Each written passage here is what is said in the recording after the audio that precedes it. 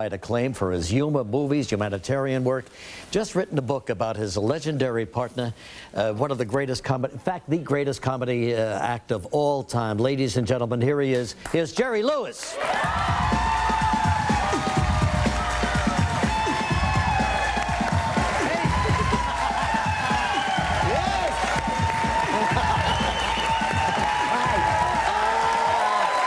Oh my gosh.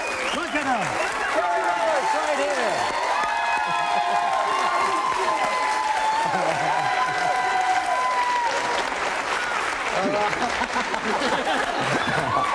Oh my gosh. What a nice audience. No wonder you do so well. Yeah, right. That's terrific. But let me ask you something. Yes, sir.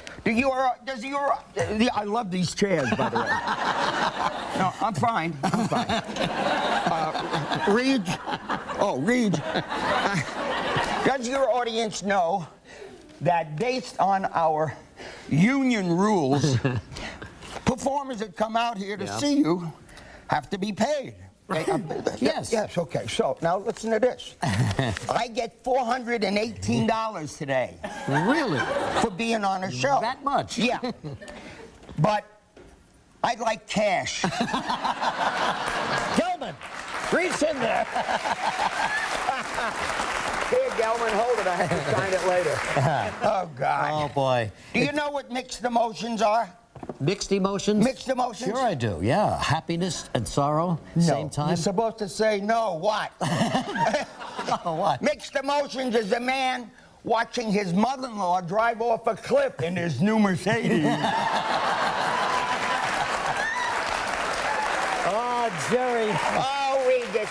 I gotta reminisce with you here, you know, because you mean a lot to me, and I'll tell you why. On my high school prom, Cardinal Hayes High School I went to. I went to your prom? No, as a matter of fact, you were part of my prom. After we had dinner at Mayor's up there on Pelham Parkway, we went down to the Copacabana. Oh, okay. And there you were with Dean Martin. I had never seen the act before, and it was the greatest act I ever saw, and the best. I've seen a lot since then, but you guys were the best. Absolutely the best. When I think about it, Thank you.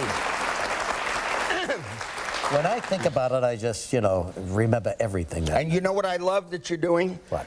The commercials for Guthrie Ranker on Dean's variety show. Yes, yeah. We see it in Vegas an awful lot. Do you? And the thing I like about it is that I know that you were a fan of ours. So Yes. when you do this thing that you're doing about his work, Yes. it makes my heart happy because that's it's good. honest. It's not a guy that they hire to speak highly of That's my right. partner. And I really wanted to let you know that. It's Yeah. really good work. Well, thank you, Jerry. Thank you very much. I love the book. I love reading about the whole thing all over again and so on. And you know, I felt the same impact that you did when the first day you saw him. You were walking up Broadway around 54th Street with Right. Sonny King. Right. And Sonny said, wait a minute, why don't you meet somebody? He was across the street in a camel hair coat. Strikingly handsome. Oh, yeah. And had that attitude, you know, that charisma and that whole thing. And you He always looked like he needed a nap. Yeah, right. He was very casual. Very yeah. laid back. Yeah. But from that first moment Yeah. to the end of it all, Right. I've never loved anything in my life like I loved my partner. And that's why the book resonates with emotion and passion and fun. Yeah. Well, you call it a love story, and that's certainly what it is. Exactly, But without what question. happened to you two guys from just fooling around at an after-show situation in a nightclub, and all of a sudden you go down to Atlantic City, the other guy gets sick on the bill, you suggest Dean to come down? But Yes. when they said to me, when I suggested Dean, Wolfie, who was one of those nice gentlemen, he said, no, I don't want another singer. I said, Wolfie, look, I'm not staying with anyone. I'm alone. My family's away. At least he and I could bunk together. We could save some money on the rent. And more importantly, he's such a nice man. And Wolfie said, I don't want another singer. I said, I didn't tell you the most important part. Most important part is when he's through singing, he and I do a lot of silly stuff together. Oh, okay. Yeah. He brings them in. We do the first show. He did his 3 songs. I did my act. And we were off.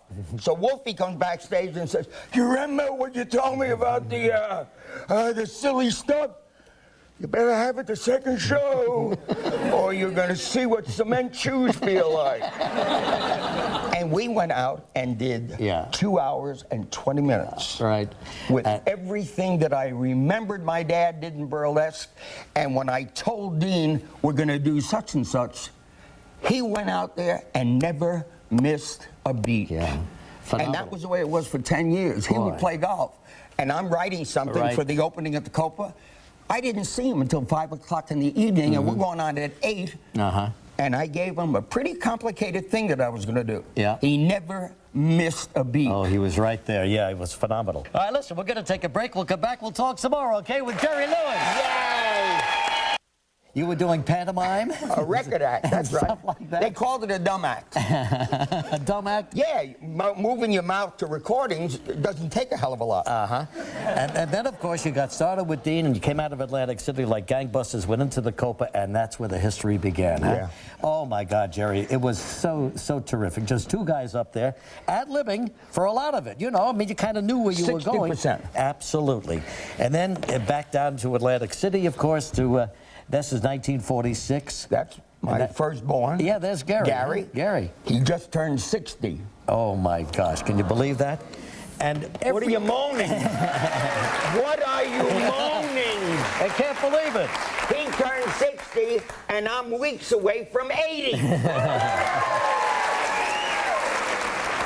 Everywhere you went, crowds over in London, over here on Broadway, outside the Paramount Theater in those days. The cops had, the mayor had to come and say, please don't throw things out the window or don't let them see you, because there were 20,000 people blocking 43rd Street. They said there were 40,000 people up to almost 50th Street, jammed because Dean and I were throwing photographs out of the window to get the people out of the theater so we could do another show. Oh, but how we were making a fortune. But Jerry, was it exciting? It had to be the most exciting moment of days of years of your life. 8 shows a day. But that was tough. Yeah. 8 a day. 8 a day. 56 shows a week, and we did 112 in 2 weeks. No, 113 because Bob Whiteman came back one day and said, we need another show on Saturday. Wow. I said, the first show we're doing now is at 9:15. When do you want it? 3:45? But meanwhile, we did it because I went up to the projection booth in that theater and made the edit. I pulled 10 minutes out of our film. So we picked up like 90 minutes. And we did the 9th show. My Friend Irma. My Friend Irma, yeah. Oh, my gosh. And I know the film. I know every frame. They were not only on stage, but their movie was playing at the Paramount at the same time. Those were wonderful days. And my grandfather came to see us, and he had never seen me on stage before. So I said, Grandpa, what do you think? He said, nice. I said, wait a minute, that's it? Nice and good, but it's terrible. I said, wait a minute, nice and good, what's terrible? Well, first, you're on the stage, sweating and banging your head on the drums, and then on the screen you work again. We're gonna take a break. We'll come right back with Jerry Lewis. Jerry Lewis about his new book, Dean and Me. I tell you, it really takes a long time to go over this fabulous career. Read the whole title, please. Yes, Dean and Me, A Love Story. That's better. Yeah, you're absolutely, that is the whole title, and like I said earlier, it really is a love story. But so anyway, success hits these two guys who just a few weeks before, you know, were struggling to get through the day, and all of a sudden they're the toast of the town. People are showing up. Frank Sinatra shows up at the Copa, and then you knew that you had it, right? Oh yeah, absolutely. He remained a lifelong friend, didn't he? That was a friendship that lasted 55 years. Yeah, sure. Frank was awfully good. And then, I mean, gosh, here's Jolie. You bet. Jack Eigen. She did the radio show at the Copa, right? Did you ever know me to be speechless in all the years we've been friends? No, never. That night. Really? Couldn't open my mouth. In front Sitting of with Jolson? Oh, yeah, sure. I was doing Johnny Belinda. I couldn't talk. I know, such a giant. And Marilyn Monroe in those days, huh? Yeah. You know, these things you hear about my dearest friend, John Kennedy, and Bobby, and growing up with that family, and we were very close. I take objection to the fact that people are talking about, well, sure, she sang Happy Birthday because the president was doing things, and Bobby Kennedy, and I'm here to tell you it's not only unkind and a lie, And someone said to me, well, how would you know that's a lie? I said, because I know who was with her most of the time. My gosh, Jerry Lewis, you were with her. She chased me around with a folding cot. So anyway, your life changes out to Beverly Hills. You both pick up beautiful mansions. You're living a great life. You're playing golf with Hope and Crosby. They were okay. But I just loved to look at the two of you together here. Those were happy days, huh? Yeah. I'm 20 there, and he's 30 there. Yeah. Wow. And a great-looking guy. My gosh. This one, Reg, was the first night that we wore tuxes on the stage. What a thrill, Because huh? we had worked in gray street suits the very first, I'd say 6 months. Right. And then when I went to Dean, I said, we have to start nitpicking. And he respected what I knew about theatrics. Mm-hmm. He said, a tux? I said, Dean, you go to the Bowery and you see a number of men laying in the gutter in gray suits.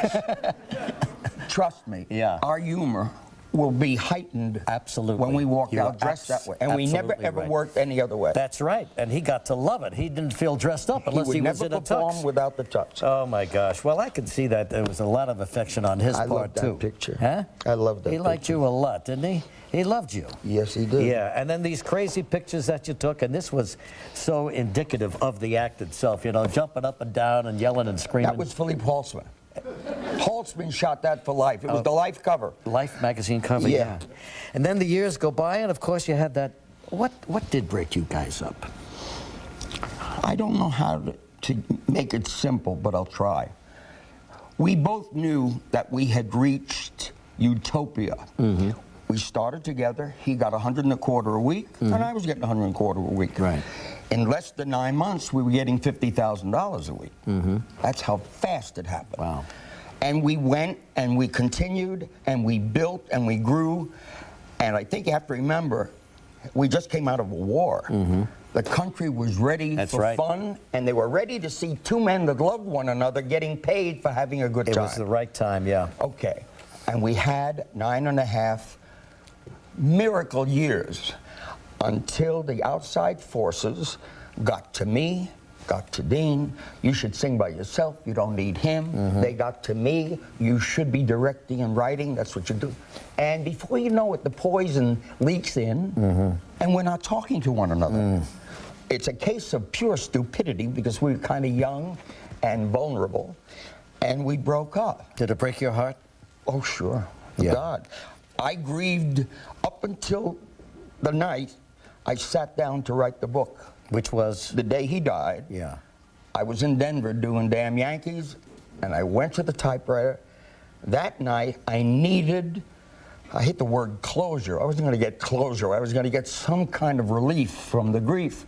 And I figured, I'm just going to write what he meant to me and what he meant to show business. Mm-hmm. Because remember, for 10 years, he was just a straight man in the eye of critics that never mentioned his name in a review. And they never understood what you two guys were doing. They had no idea that without him, I would have been back to a record act. Exactly. He was the center point. He knew when I breathed. Mm-hmm. He knew when I was going wild, mm-hmm. just when he should bring me back. Mm-hmm. He had an innate sense of comedy, unlike anything I've ever seen. Right. And they are talking about Jerry this and Jerry that. We opened in San Francisco, and the San Francisco Chronicle wrote a great review about the show, didn't mention his name, but it was a great show. And he took 10 years of that. Ugh. And I'm sitting there that night in Denver, I'm going to give them all a lesson. Mm-hmm. And the book is factual. Yep. It's a love story, and it's funny, and it had to be done, but it took me 10 years. 10 years in the writing, no doubt about it. And this was the last appearance. You surprised him on his 72nd birthday. Right. Put out the cake and yelled, "Hey, Dean!" Just like I wheeled out the cake and I said, "Did you order this, buddy?" Oh, God. It was a wonderful night. Jerry, I feel like I shared it with you because I was there at my high school prom, and all these years I have thought about it over and over again. And I still collect tapes of the old Colgate Comedy Hour and all those things. You were our original groupie. Oh, my God, I loved it. Here's the book right here, Dean and Me, A Love Story. Jerry Lewis, thank you so much, baby. You know I love you. Take care of yourself, Jerry. We'll be right back in a moment.